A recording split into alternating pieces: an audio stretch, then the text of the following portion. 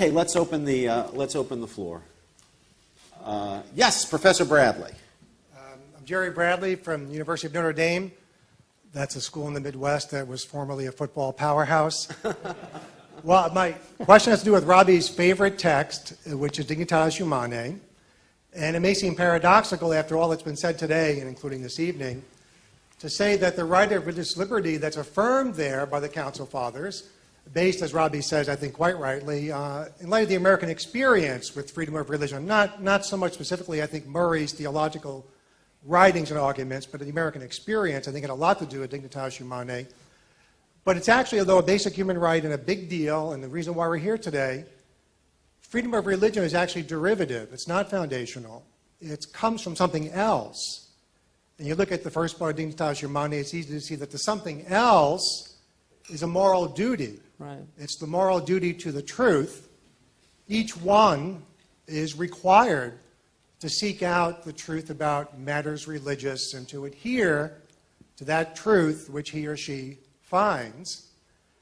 And my question is to you, Sheikh Hamza, is there a counterpart notion, parallel notion, or something like that in the Islamic tradition, where you have this, now these are my own terms to describe this phenomenon in Dignitas Humanae, you have this foundational commitment to the truth, whatever that happens to be, and Catholicism comes in a little bit later.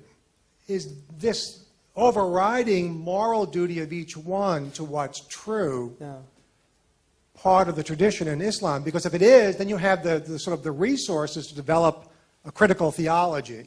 And you really have the opening to move philosophy and reason, Benedict would say, into a kind of consortium with the Islamic theological tradition. No, and it's been there. I mean, our theologians were very committed to that idea that faith had to be based on reason, that, you know, they were very troubled by circular reasoning. They call it dawr wa tasalsul. I mean, we studied these things in our theological training, that you can't argue. The Qur'an has to be proven, you know, to be true rationally. So there's all these books written making rational proofs of why it's revelation. There's all these, because they needed to ground it in that. And so I think that's foundational to the understanding that you had to have faith and reason, and that component was so important. And also, there's no verses in the Qur'an where any coercion is mentioned about. The Qur'an states clearly in chapter 18, فَمَنْ شَاءَ فَلْيُؤْمِنْ وَمَنْ شَاءَ فَلْيَكْفُرْ. Whoever wants to believe, let him believe. It literally says, فَلْيُؤْمِنْ, let him believe. And whoever wants to disbelieve, فَلْيَكْفُرْ, let him disbelieve. And then the Prophet Muhammad, it was said to him in the Qur'an, can you compel people to be believers?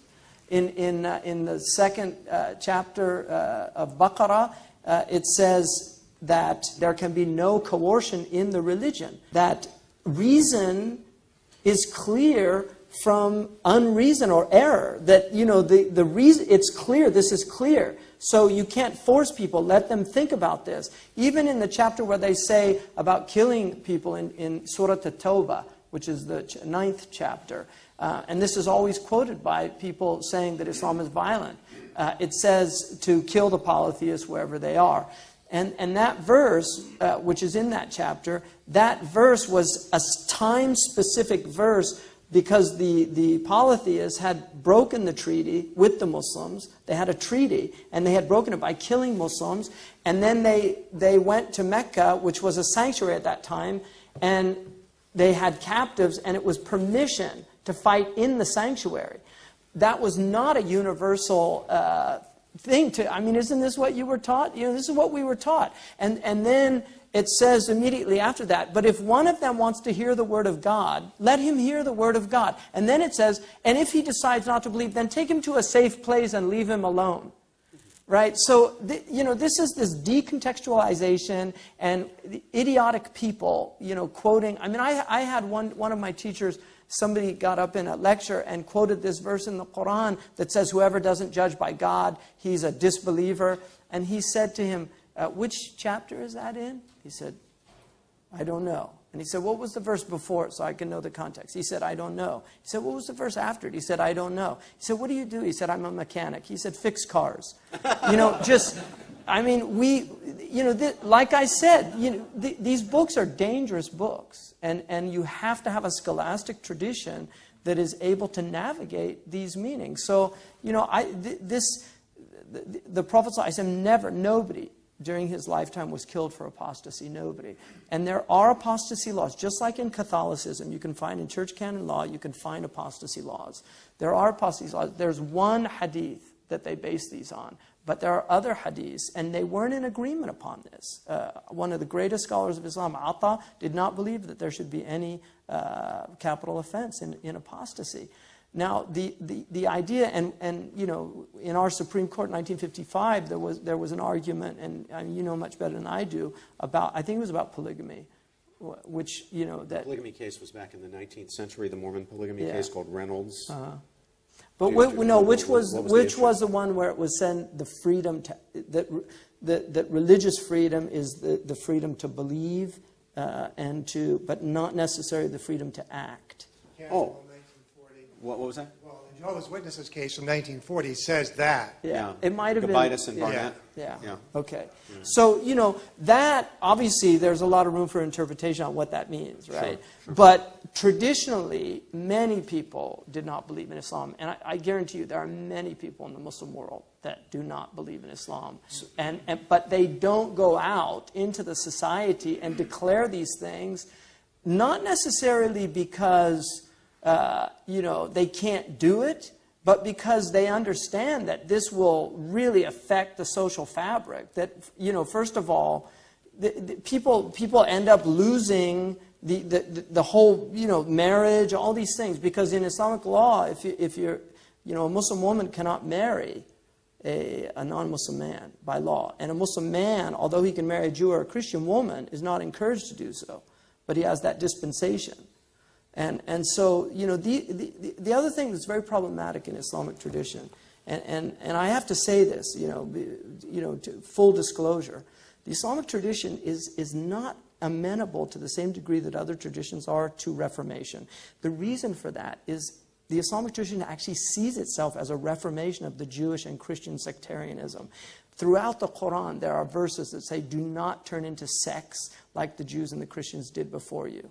Right? And the Middle East was filled with Jacobites and Nestorians and Syrian Orthodox and Catholics and Coptic. All these sects, right, were there. So, and there are many verses saying, don't change your religion after it's been given to you. So it's much more difficult for us to deal with it. And that's why we have to find the sources from our tradition. And they're there. That's the beauty of the tradition. Those sources are there. Those dissenting opinions are there. And those dissenting opinions need to be brought to the forefront. Because right now they're in the background. And that's something, we're sitting under these Babylonian bricks worrying about them falling on our heads.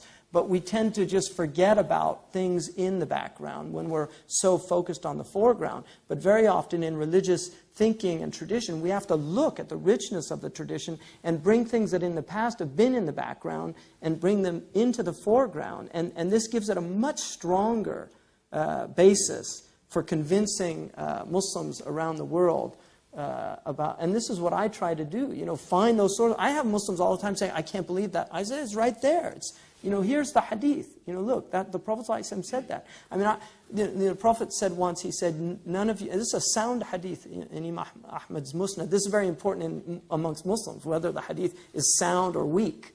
This is a sound hadith, so it has authority. But, it says that none of you truly believes until you have mutual mercy. And one of the companions said, all of us are merciful. He said, no, it's not the mercy a man shows to his friend. It's rahmatul amma, universal mercy. Mercy for all of creation. And it's not just, it includes animals. The Prophet was very concerned about harming animals. How can you have a religious tradition that can blow up people, on buses and little children and things like that, and you're not allowed to kill frogs? It's just so weird, this modern madness. Time for one more question.